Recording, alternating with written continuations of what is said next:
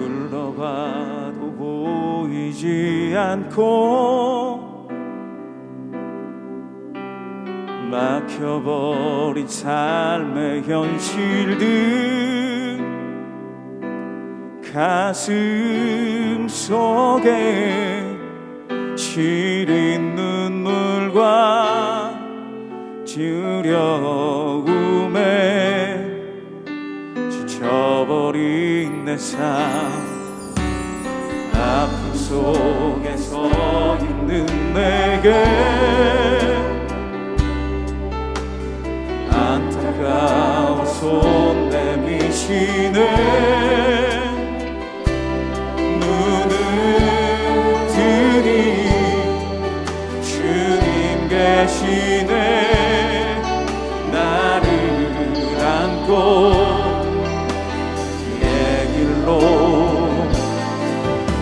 날 인도하시네 지금 이 자리에서 주를 바라보며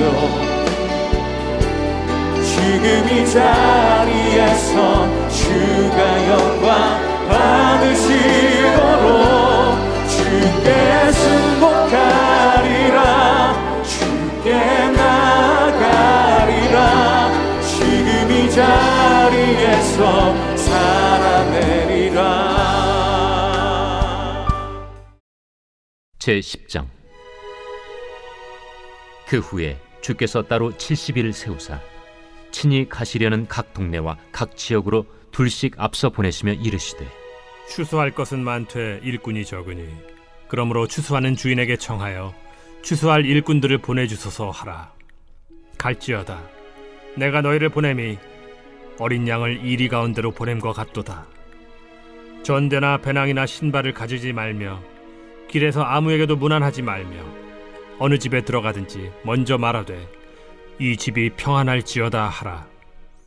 만일 평안을 받을 사람이 거기 있으면 너희의 평안이 그에게 머물 것이요 그렇지 않으면 너희에게로 돌아오리라. 그 집에 유하며 주는 것을 먹고 마시라. 일꾼이 그 삭슬을 받는 것이 마땅하니라. 이 집에서 저 집으로 옮기지 말라. 어느 동네에 들어가든지 너희를 영접하거든 너희 앞에 차려놓은 것을 먹고 거기 있는 병자들을 고치고 또 말하기를 하나님의 나라가 너희에게 가까이 왔다 하라. 어느 동네에 들어가든지 너희를 영접하지 아니하거든 그 거리로 나와서 말하되 너희 동네에서 우리 발에 묻은 먼지도 너희에게 떨어버리노라. 그러나 하나님의 나라가 가까이 온 줄을 알라 하라. 내가 너희에게 말하노니 그날에 소돔이 그 동네보다 견디기 쉬우리라. 화 있을진저 고라시나 화 있을진저 벳세다야. 너희에게 행한 모든 권능을 두로와 시돈에서 행하였더라면 그들이 벌써 베옷을 입고 제에 앉아 회개하였으리라. 심판 때에 두로와 시돈이 너희보다 견디기 쉬우리라. 가버나움아 내가 하늘에까지 높아지겠느냐 음부에까지 낮아지리라. 너희 말을 듣는 자는 곧 내 말을 듣는 것이요 너희를 저버리는 자는 곧 나를 저버리는 것이요 나를 저버리는 자는 나 보내신 이를 저버리는 것이라. 70인이 기뻐하며 돌아와 이르되 주여 주의 이름이면 귀신들도 우리에게 항복하더이다. 사탄이 하늘로부터 번개같이 떨어지는 것을 내가 보았노라. 내가 너희에게 뱀과 전갈을 밟으며 원수의 모든 능력을 제어할 권능을 주었으니 너희를 해칠 자가 결코 없으리라. 그러나 귀신들이 너희에게 항복하는 것으로 기뻐하지 말고 너희 이름이 하늘에 기록된 것으로 기뻐하라. 그때 예수께서 성령으로 기뻐하시며 이르시되 천지의 주제이신 아버지여 이것을 지혜롭고 슬기 있는 자들에게는 숨기시고 어린아이들에게는 나타내심을 감사하나이다. 옳소이다. 이렇게 된 것이 아버지의 뜻이니이다. 내 아버지께서 모든 것을 내게 주셨으니 아버지 외에는 아들이 누구인지 아는 자가 없고 아들과 또 아들의 소원대로 계시를 받는 자 외에는 아버지가 누구인지 아는 자가 없나이다. 제자들을 돌아보시며 조용히 이르시되 너희가 보는 것을 보는 눈은 복이 있도다. 내가 너희에게 말하노니 많은 선지자와 임금이 너희가 보는 바를 보고자 하였으되 보지 못하였으며 너희가 듣는 바를 듣고자 하였으되 듣지 못하였느니라. 저는 집중할 때 빗소리를 즐겨 듣습니다. 비록 비 자체는 좋아하지 않지만 기와집 위에 내리는 소리, 양철 지붕 위에 내리는 다양한 소리들은 저의 정서 속에 새겨진 추억을 소환해 옵니다. 요즘 매료된 음악이 있습니다. 특히 스위스의 대자연을 드론으로 촬영한 후 거기에 편안한 음악을 넣어 만든 영상입니다. 우리가 절대 촬영할 수 없는 것들을 드론은 촬영합니다. 거대한 산 앞에 놓인 광활한 호수, 아주 작은 집들, 자연을 보며 하나님의 위대함을 봅니다. 직접 가서 눈에 담고 싶은 마음이 간절해집니다. 드론의 촬영기가 저의 눈이 되어 자연을 보는데 어느새 그 자연 앞에 서 있는 저를 보게 됩니다. 자연 속에 하나님 되심을 새겨놓은 것이 그냥 몸으로 느껴집니다. 위대한 산과 강, 자연이 저를 향해 말하는 듯합니다. 나는 늘 내 자리에서 늘 그분의 위대하심을 드러내고 있다. 위대함 속에 저는 왜 이렇게 왜소하게 보이는지 그런 저 자신에게 묻습니다. 나는 누구인가? 왜 이 땅에 살고 있는가? 크신 하나님이 나를 이곳에 보내신 이유가 무엇일까? 오늘 하루도 우리는 하나님의 은혜로 이 땅에 머물고 있습니다. 이 땅에 머무는 것을 허락하신 이유와 구원받은 신자로서 어떤 위대한 인생을 살아야 하는지를 함께 나누고자 합니다. 오늘 말씀은 예루살렘으로 올라가는 여정 초기에 있는 사건입니다. 마태, 마가와 다르게 누가는 예루살렘으로 향하여 올라가는 여행을 10장 정도 할애하면서 집중 조명합니다. 누가복음 9장 51절 예수께서 승천하실 기약이 차감해 예루살렘을 향하여 올라가기로 굳게 결심하시고 십자가의 고난과 부활 그리고 40일 이후의 승천을 생각하시면서 마지막 예루살렘의 여행을 시작합니다. 비온 뒤에 여기저기에 솟아나는 죽순처럼 제자들과 예수님을 따르는 자들이 다양한 반응을 가지고 예수님을 따라갑니다. 사도행전의 오순절 성령 사건이 오기 전까지 제자들은 예수님을 잘 몰라요. 경제적으로, 군사적으로 우리를 구원할 메시아로만 알았습니다. 죽음과 부활을 또한 승천을 앞두고 마지막 여정을 제자들과 함께 지내면서 예수님은 이들에게 무엇을 남겨주고 싶었는지, 제자라면 복음을 아는 사람이라면 어떤 정체성을 갖고 살아야 하는지를 알려주고 싶으셨습니다. 하나님은 능치 못할 것이 없고 뭐든지 할 수 있습니다. 그럼에도 불구하고 복음 전하는 일은 천사도 흠모하겠다고 하는데 그것은 우리에게만 맡겨주신 사명입니다.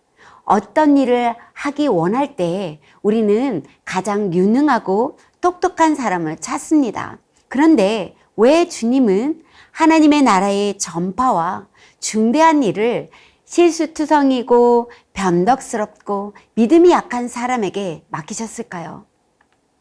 10장 1절에 그 후에 즉 주님께서 죽으실 것을 말씀한 그 이후에 예루살렘으로 향하여 올라가기로 굳게 결심하시고 올라가시면서 제자들을 파송하신 것이 십자가의 문맥입니다. 파송하는 제자들에게 4개의 금지를 말씀하십니다. 전대나 배낭이나 신발을 가지지 말며 길에서 아무에게도 무난하지 말라고 합니다. 70인 제자들은 낙심과 위험뿐만 아니라 궁핍한 상황에서 선교를 수행해야 합니다. 돌과 가시덤불이 많은 팔레스타인의 지형에 익숙한 사람이라면 신발을 가지지 말라는 지시가 얼마나 고통스러운 것인지 알 수 있고 길에서 무난하지 말라. 제자로서 수행해야 할 과업이 대단히 긴박한 것임을 알려줍니다. 예수님의 명령은 70인의 제자들이 예수님께 의존하고 그들이 전파하는 말씀에 전적으로 의존해야 하는 일꾼의 존재 방식을 강조하고 있습니다. 예수님을 증거하기 위해 복음을 들고 나가 어느 집에 들어가면 이 집에 평안할지어다 라고 하라고 말씀하십니다. 이 집에서도 평안할지어다. 저 집에 가도 거기에 들어가도 평안할지어다. 평안을 선포하라고 하십니다. 삶이 녹록지 않은데 평안을 선포한다고 그들이 평안을 받아들일 수 있는가? 또한 말로만 선포하는 평안이 삶으로 나타나지 않으면 말로 끝날 수 있다는 것을 우리 자신도 너무 잘 알고 있지 않습니까? 그런데 누가복음 19장에 예수님이 예루살렘 입성을 할 때 평화를 구했던 많은 사람들이 종려나무 가지를 흔들며 호산나 호산나 찬송하리로다. 주의 이름으로 오시는 왕이여, 하늘에는 평화요, 가장 높은 곳에서는 영광이로다. 목청이 터질 정도로 하늘의 평화가 왔다고 소리내었지만 그 환영의 소리도 예수님의 마음을 짓눌렀어요. 성 가까이에 오셨을 때 예수님은 목 놓아 울기 시작하셨습니다. 예수님이 예루살렘을 보고 왜 우셨을까요? 누가복음 19장 42절을 읽겠습니다. 이르시되 너도 오늘 평화에 관한 일을 알았더라면 좋을 뻔하였거니와 지금 내 눈에 숨겨졌도다. 예루살렘, 평화의 도시. 얼마나 평화를 원했으면 도시 이름까지 평화를 소망하는 깊은 염원을 담아 지었을까요? 그런데 그들은 평화가 어떻게 오는지, 누구를 통해 오는지 평화에 관한 것을 알지 못해요. 너희들 눈에 숨겨졌구나. 그들이 구하는 것은 이 땅에서 잘 먹고 잘 살고 행복하면 그것이 평화라고 생각했어요. 사람들은 스스로 평화를 가질 수 있다고 믿었기 때문에 예수님을 받아들이지 않았습니다. 죄 아래서 두려움에 눌려 사는 그들에게 평화를 주러 왔는데 그 보살핌 받는 나를 알지 못합니다. 진정한 평화를 주러 온 예수님을 알지 못하는 그들을 보고 예수님은 목매어 우셨던 거죠. 날이 이를지라 내 원수들이 토둔을 쌓고 너를 둘러 사면으로 가두고 또 너와 및 그 가운데 있는 내 자식들을 땅에 메어 치며 돌 하나도 돌 위에 남기지 아니하리니 이는 내가 보살핌 받는 날을 알지 못함을 인함이니라 하시니라. 40년 정도 후에 AD 70년에 예루살렘은 로마에 의해 포위되고 공격당합니다. 요세푸스 기록에 따르면 일부 유대인들이 굶주림으로 인해 자녀를 먹는 비극적인 사건까지 일어났다고 기록하고 있습니다. 평화를 주러 오신 예수님은 사람들이 그 보살핌을 거부하고 고통스럽게 심판받게 될 것을 아셨던 것이죠. 우리 주변에 있는 사람들에게 평화를 전하고 계십니까? 이 세상에서는 평화를 찾을 수 없습니다. 우리가 힘이라고 생각하는 것들이 평화와 안전을 줄 것 같지만 그날에 다 불타서 없어질 것입니다. 예수 그리스도만이 참 평화이며 예수 안에서 삶으로 보여지는 참 평화가 우리 안에서 생명력으로 나타나기를 소망합니다. 그리고 70인들이 전하는 선포의 내용은 하나님의 나라가 가까이 왔다라고 전하라고 합니다. 하나님의 나라가 가까이 왔다. 하나님의 나라가 가까이 왔다. 이 말의 의미는 주님께서 대속적 죽음을 통해 사망 권세를 이기시고 다시 사실 것과 승천하신 이후에 성령이 임하셔서 이루어 나가실 하나님의 나라를 내다보시면서 하신 말씀으로 이해할 수 있습니다. 이 예수님을 받아들이지 않는 그들에게 경고합니다. 내가 너희에게 말하노니 그날에 소돔이 그 동네보다 견디기 쉬우리라. 보냄을 받은 주의 백성들이 진짜 제자로서 평안과 하나님의 나라가 온 것을 알지 못하면 증인의 삶을 살 수가 없습니다. 70인을 세워서 보내시는 이야기를 통해 보냄 받은 자인 우리가 예수를 믿는다는 것이 무슨 뜻이며 예수를 믿으면 어떻게 살아야 하는가를 알 수 있습니다. 실천적인 방법을 알려주는 것 같지만 사실 정체성을 강조하는 본문이라고 할 수 있습니다. 누가는 파송 이후 곧바로 그들의 귀한 이야기로 연결합니다. 그들이 돌아와서 감격하며 말합니다. 70인이 기뻐하며 돌아와 이르되 주여 주의 이름이면 귀신들도 우리에게 항복하더이다. 말씀을 전하고 주님의 이름으로 선포했더니 귀신이 떠나간 것을 현장에서 목격하던 것이었죠. 어떠시겠어요? 너무 놀라웠어요. 상기되어 있는 제자들에게 예수님은 말씀하십니다. 그러나 귀신들이 너희에게 항복하는 것으로 기뻐하지 말고 너희 이름이 하늘에 기록된 것으로 기뻐하라 하시니라. 귀신들이 복종하는 것과 이름이 하늘에 기록된 것은 무슨 관계가 있을까요? 왜 이렇게 말씀했을까요? 예수님은 제자들이 이 땅에서 일시적인 성공이나 기적보다 진정한 기쁨의 근원이 영원한 구원에 있음을 알려주고 싶으셨어요. 놀라운 구원은 은혜 아니면 받을 수 없는 것들이며 죄인인 우리가 그 귀한 것을 덥석 받을 수 있는 것은 은혜밖에는 설명이 안 됩니다. 마태복음 7장 21절에 거짓 선지자들을 삼가라고 말씀하시면서 이렇게 말씀하십니다. 이러므로 나더러 주여 주여 하는 자마다 천국에 들어갈 것이 아니요 다만 하늘에 계신 내 아버지의 뜻대로 행하는 자라야 들어간다라고 하자 듣는 자들이 그래? 내가 아버지의 뜻대로 무엇을 행했더라? 생각하며 눈동자가 정신없이 왔다 갔다 합니다. 뭐가 있더라? 하면서 많은 사람들이 주 앞에 나옵니다. 그러자 사람들이 말하기 시작했어요. 제가 아버지의 뜻대로 한 것이 있어요. 주의 이름으로 선지자 노릇했어요. 귀신을 쫓아냈어요. 주의 이름으로 많은 권능도 했어요. 이만하면 주님의 뜻을 행한 거죠. 이렇게 말하자 예수님은 내가 밝히 분명히 말하는데 내가 너를 도무지 알지 못하니 불법을 행한 자들아 내게서 떠나가라 라고 말씀하십니다. 주의 이름으로 귀신을 내쫓는 것이 엄청난 능력인 양 말하지만 하늘 아버지의 뜻은 아들을 보고 믿는 자마다 영생을 얻는 것이며 우리의 이름이 생명책에 기록된 것을 확실히 아는 것이 진짜 아버지의 뜻입니다. 여기서 끝날까요? 아닙니다. 생명책에 기록된 자들은 이 땅에서 어떻게 구원을 이루는 삶을 살아야 하는지 우리는 꼭 알아야 합니다. 지금 우리는 마치 70인 전도단처럼 세상으로 보냄을 받았습니다. 이는 단지 한 번 나가서 예수 믿으세요 라고 말하고 돌아오는 것이 아닙니다.